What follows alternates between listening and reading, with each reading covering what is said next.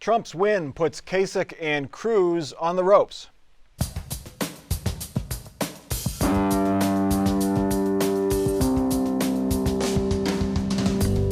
From the Patel studio at WOSU at COSI, this is Columbus on the Record. Joining Mike Thompson this week, Karen Kassler, State House Bureau Chief for Ohio Public Radio and TV. Darrell Rowland, Public Affairs Editor for the Columbus Dispatch.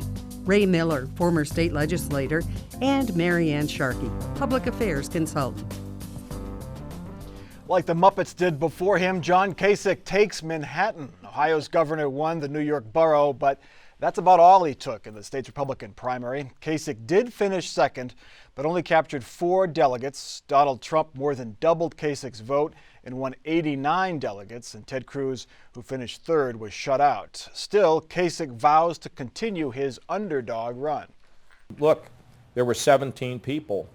There were 17 people in this race, and it's down to 3, and I'm one of them. And I am the little engine that can. And you know, we've been outspent 50-1. We got very little attention. I started with 0 name ID, so we all love that Moody Rudy, where the guy walks on the field and scores a touchdown. Well, think about me as kind of a political Rudy. I don't know if I want to be Rudy, but that's about as good as I can get. Darrell and Rudy sacked the quarterback, but we get the metaphor. How long can John Kasich play this underdog role? We ask that every week, it seems. What choice does he have at this point? I mean, that's if you're going to play a role, that's the only role he has. And besides his little engine quote that we've heard many times, this past week he started rolling out the campaign that wouldn't die, which sounds a bit like a horror movie, and maybe it is to a lot of Americans. But he continues to make the same arguments. He said, and poll after poll after poll reinforces that argument that he is the only one who finishes ahead of Hillary Clinton in the prospective fall matchups. Now, again, it's April. We're polling a race in November. But still, with the high negatives, unprecedentedly high negatives for Mr. Trump, and also pretty high for Senator Cruz as well. I don't know. It's a crazy year, so crazy things may happen. Actually, the book is Little Engine That Could, but that's okay. Part of it is I think I can. Yeah. But no matter what, I mean, John Kasich, at this point, he's got nothing to lose. Why not? Why not go all the way to the convention? I mean, if he cashes in his chips right now, he hands it to Trump. And he's the only thing that's standing between Trump and a nomination if it goes to another ballot, 2 or 3 ballots. So I think John Kasich's in the point, what the hell? Why not? Karen, is he in the race? He says he's one of 3 left. Is he in the race because he's doing well, or he's just too stubborn to get out?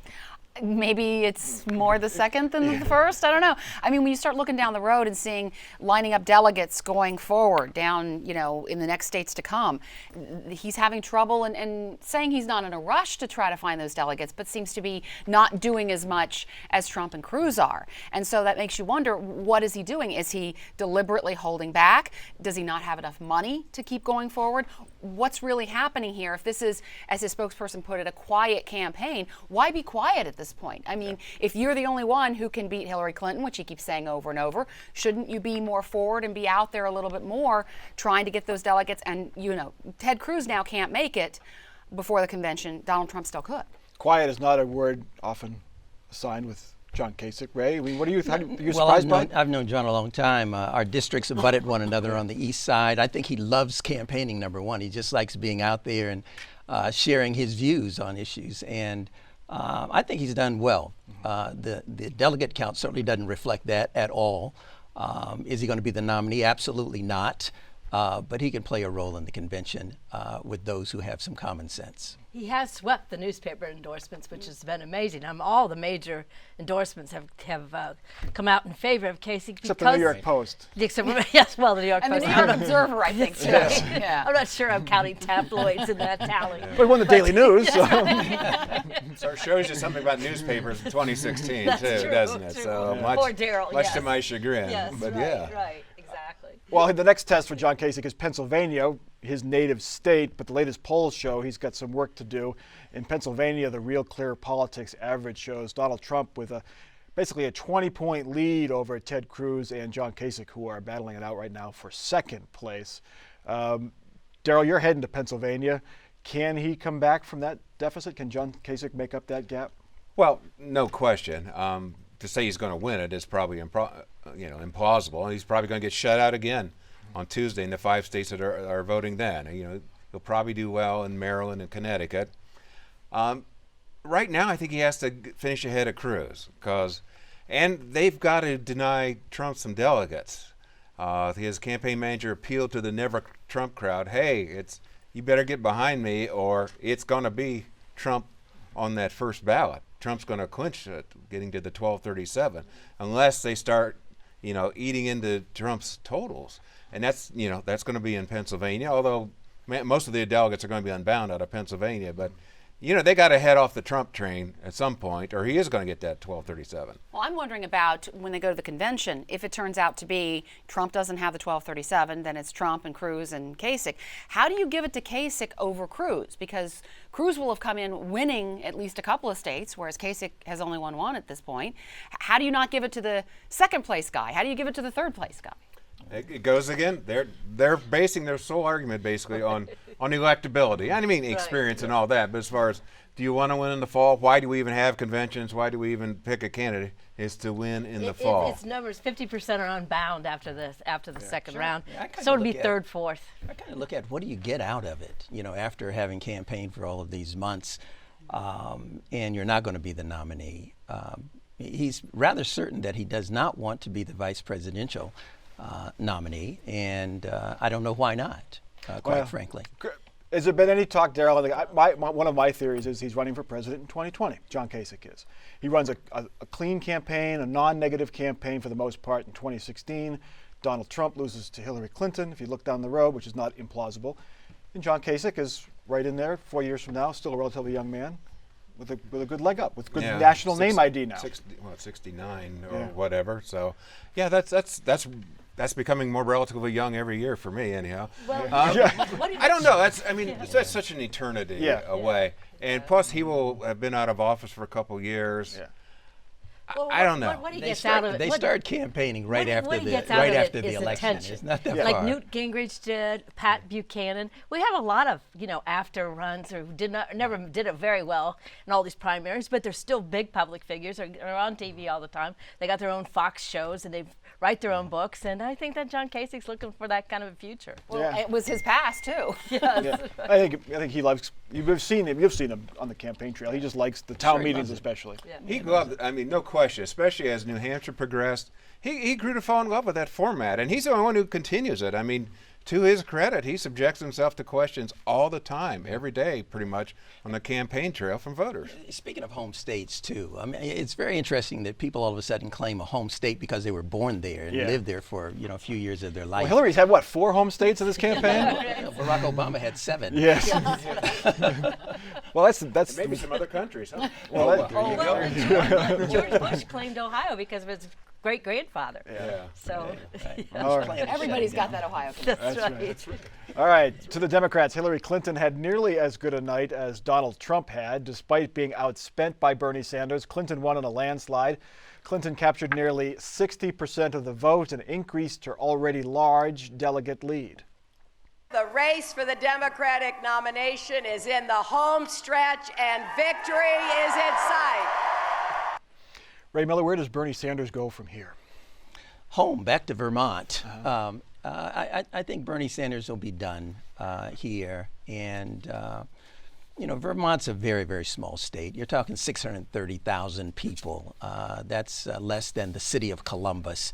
And so the views are coming out of that kind of geographic area, essentially. He's captured a lot of young people, though. Sure, if you're used to campaigning in town halls and pontificating and all of that kind of thing, then if that's what you're accustomed to, that's what you're going to continue to do. That's your experience. Unfortunately, he is not going to. Not unfortunately for me, because I'm a pretty strong supporter of Hillary Clinton, but he is not going to get the nomination. My bigger concern, serious concern, is what happens at conventions. You start negotiating for those things that you want. And if he puts things in the plaque, in the planks within the Democratic platform, then Hillary Clinton ends up with some serious baggage that she does not want. That's my bigger concern there. I think some of it is good. It's much like George McGovern was to Hubert Humphrey. I mean, I think he could really hurt Hillary in the fall as he continues to erode and go after her precisely what on I'm one saying. issue after another. I mean, I think at this point he is in fact hurting her. And Bernie's now kind of got in love with his voice. It's a hazard of often politicians who just really enjoy the crowds and love to hear themselves talk. If you had 20,000 people showing up for you, you Well, kinda, I'd be happy. Yeah, I mean, And hugely popular Saturday Night Live skits. yeah. I mean, he never would have thought probably that he'd be in this position, Daryl. I mean, he was a socialist, a self-proclaimed socialist, is now in some polls leading Hillary Clinton nationally among Democratic voters. Oh yeah, and it's become very close, and that's incredibly surprising. And again, which is it? The cup half full or half empty? Is this because Bernie's so strong, or is this because Hillary Clinton is so weak and has been so damaged by, frankly, credibility problems, emails, just go down the list. Very high negatives on the part of Hillary Clinton. Surprisingly so, actually, for somebody who's been the Secretary of State and through the White House for 8 years as the First Lady, and all of this political experience, to have such high negatives is almost inexplainable. High negatives for Donald Trump too, though. Yeah. But she's had a relentless attack from the conservatives. I mean, just relentless, like nothing we've ever seen. From conservatives and from young liberals. Yes, that's true, as, too. as, Some as, of the, as you referenced. as they say in tennis, unforced errors. She didn't need to have her own email server, That's even true. if there was nothing nefarious, nothing bad going on there. I mean, it raises questions. Can she capture the Bernie Sanders supporters? Can she bring them into her grasp? I think she's going to do a pretty good job there because of the support of the party, of the Democratic Party at the national level, state and local levels.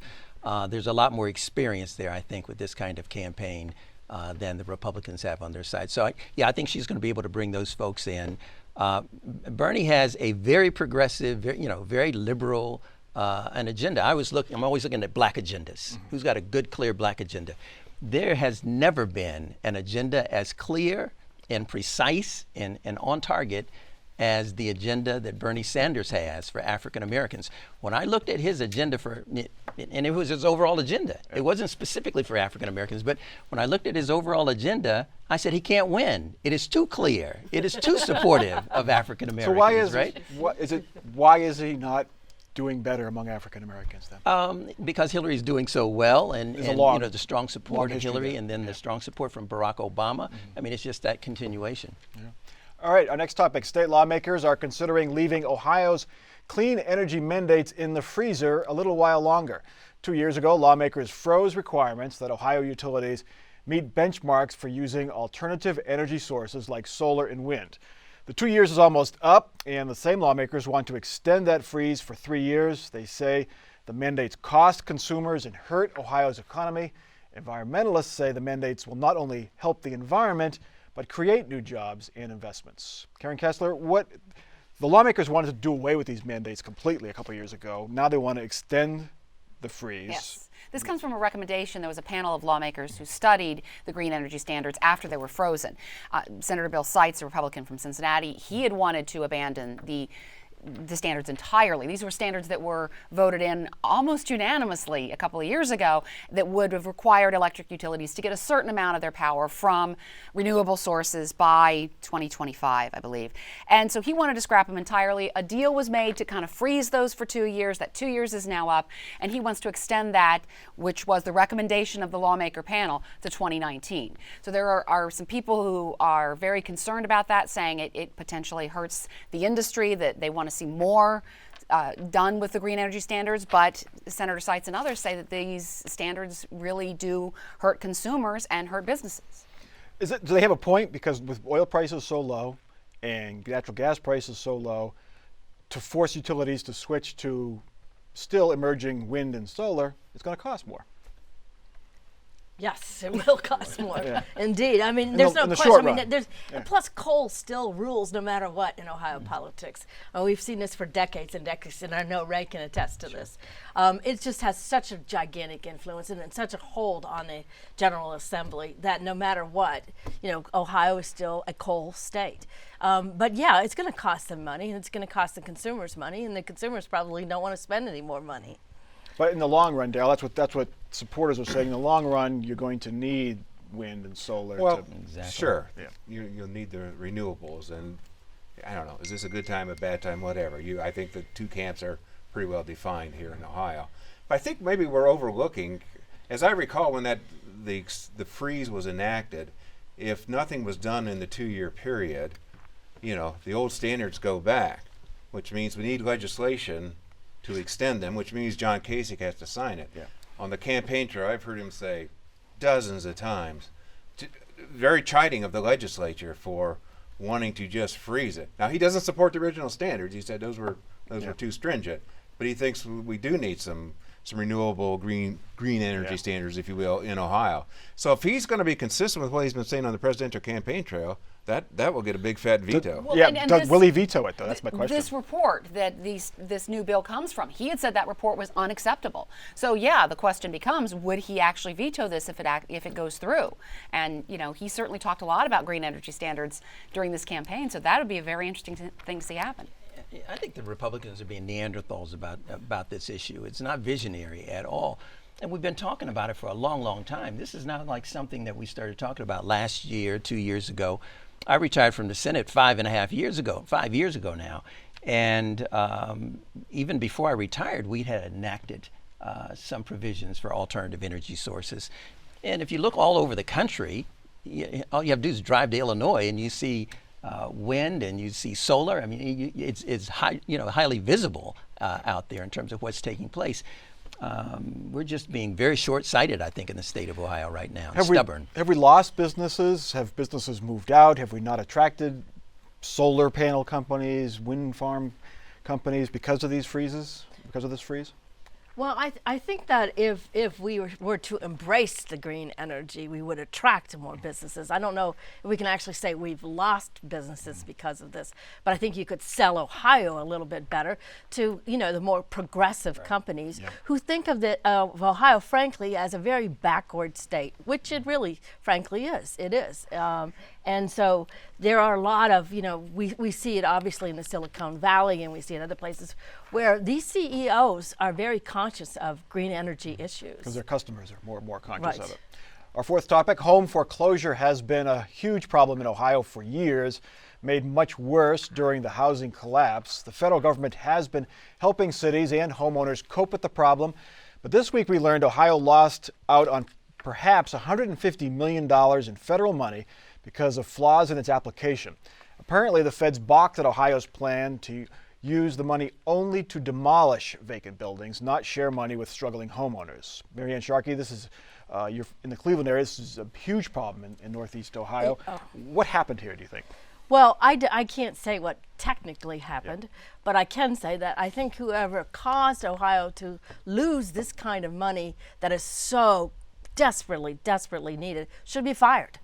And I think that John Kasich ought to really spend a little time, making a few phone calls from the campaign trail, saying, "I want to know who lost this money," because certainly in Cleveland, this is just. I mean, we have so many abandoned foreclosed. It's going to take 5 to 10 years to really ever make a huge dent into this problem. Apparently, the state was advised that the application was flawed, that they should divvy up the money a little bit more equitably between demolition and helping homeowners stay in their homes or rehabbing homes.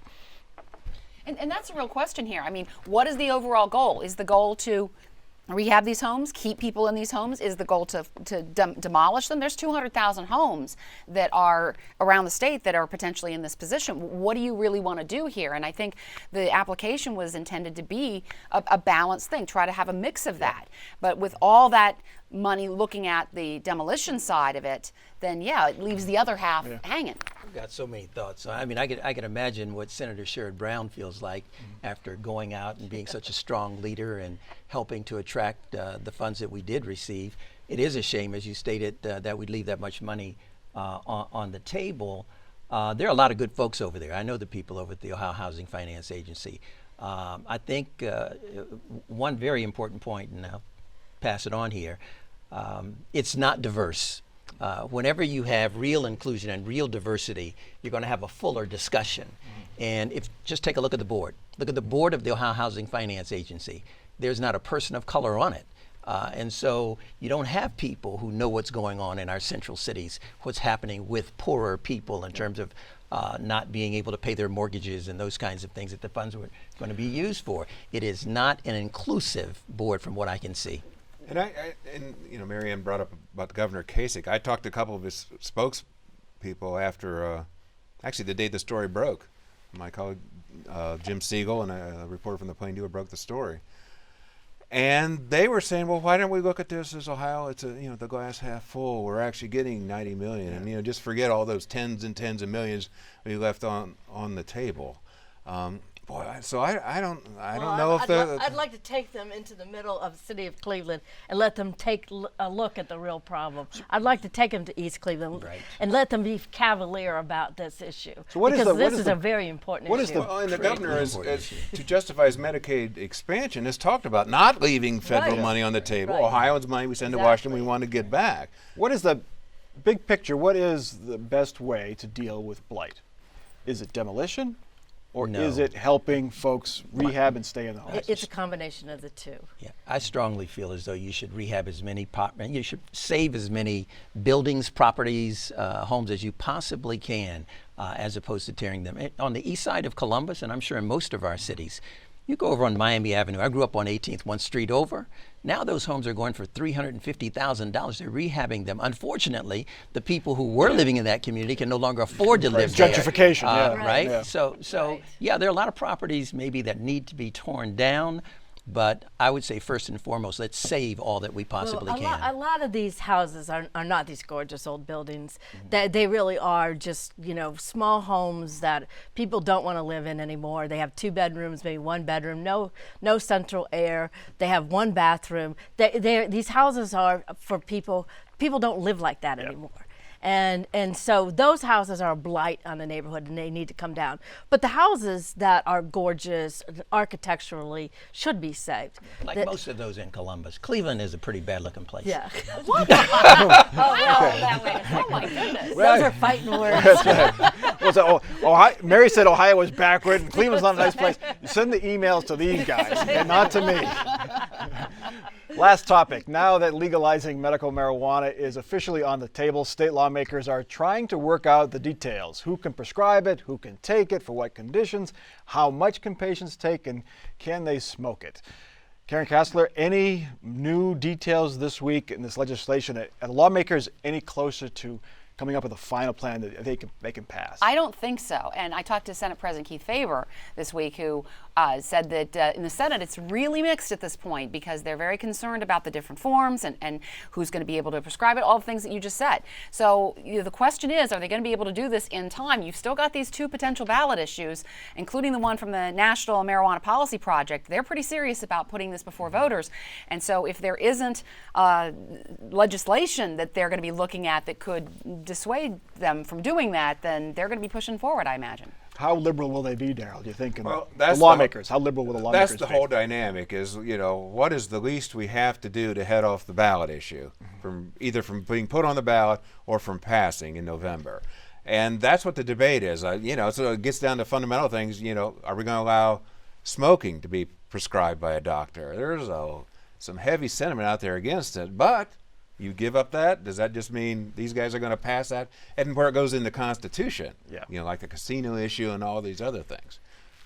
Well, I think it was due to the greediness of the first ballot issue that we're kind of in the situation we are right now. We should have had a rational discussion to begin with and a fair and good proposal. But now the voters just, creamed that issue, and it scared off a lot of people. Yeah, but Ray, we might not be having this discussion if we didn't have issued the legalizing pot one, because the medical marijuana clearly in the polls, there was support for that. And it's been put forth a number of years, 15, 20 years almost in the General Assembly. Senator Tom Roberts was a strong advocate in both the House and the Senate years and years ago for medicinal usage, not recreational usage. And I think you're right. Once they combined the two, out of greed, and we can even call the names of the people almost of who were counting the dollars, right? How much were they going to make from that? they're going to have to get that back on track in terms of the medicinal usage. All right, let's get to our final off-the-record parting shots. Marianne, you're up Well, first. speaking of Cleveland, I think the Cavs are going to sweep Detroit, and we're going to finally get a world championship in Cleveland. Golden State? Yeah. All right, we'll see. Okay. Ray. I think Hillary Clinton will choose Senator Sherrod Brown to be the vice presidential candidate, and if he's wise, he would take it. All right. Daryl. Wow, they're setting the bar high here. I just think that coming to a newspaper near you, there's going to be a piece about how the Casey people are going to be very aggressive at the convention. They're going to set up dossiers, files on every single of the about 2,500 delegates. You know, their friends, their wives, their spouse, their kids, their dog names, and they're going to pursue every one of them. Because what else can they do? That's their only shot. The dogs included. Wow. The dogs included. Very influential. There we go. Karen. Congratulations to Tom Borgerding, who retired from WOSU Radio last year. He was presented this week with a Lifetime Achievement Award from the Central Ohio Society of Professional Journalists. And he did great work for decades, inspired many journalists, including me. He was my broadcast writing teacher at Otterbein. Also, congratulations for other Lifetime Achievement Award winners, Cabot Ray from NBC4, the late Mike Bowersock, who passed away earlier this year suddenly. And if you remember the restaurant critic, the Grumpy Gourmet, Doral Chenoweth Jr., he was honored. He is the oldest living SPJ member in this country, and he is still grumpy, hilariously so. Yes, he was very good. We have a new project at WOSU. It's called Curious C-Bus. Here's how it works. You submit questions you've always been curious about. Could be anything, question about your neighborhood, a question about government. We'll collect the questions, answer some, maybe turn them into news stories or topics here on Columbus on the Record. So to submit a question or to learn more, go to wosu.org/curious. That is Columbus on the Record for this week. Continue the discussion at our website, also on Facebook and Twitter. For our crew and for our panel, I'm Mike Thompson. Have a good week.